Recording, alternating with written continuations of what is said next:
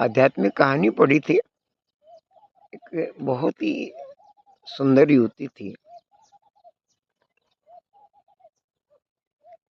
नदी के किनारे रहती थी। बहुत ही अनिंद्य सुंदरी जिसको कह सकते हैं। उधर एक राजा था। उसने जब उसको देखा तो उसने उस सुंदरी से कहा, देवी, मैं तुमसे विवाह करना चाहता हूँ।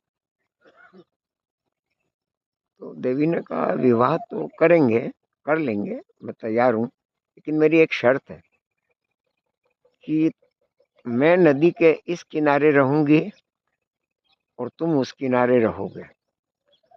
बोलो मंजूर हो तो बात करें। शादी हो गई। अब आप इसके आगे की कहानी स्वयं बनाओ कि आगे क्या हो। चलो हम बता देते हैं। इस जीवन में विरह ही सच्चा प्रेम है।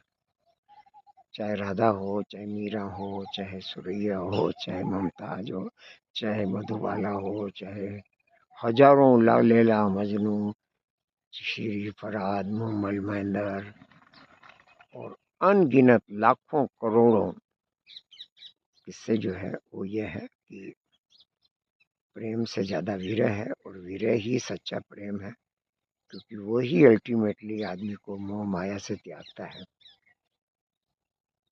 क्योंकि जो प्रेम है वो हृदय से होता है, दिल से होता है, और उसका आत्मिक संबंध होता है। शारीरिक संबंध तो कुछ क्षणों तक, कुछ दिनों तक, कुछ समय तक हो जाता है।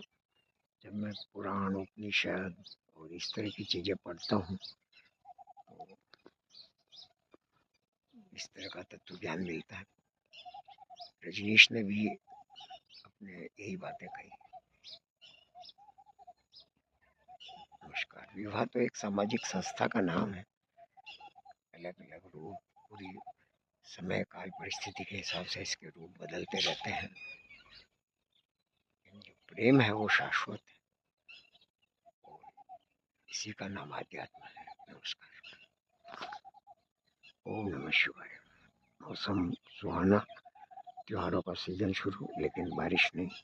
उदयपुर में तो घोर अकाल है। नमस्कार।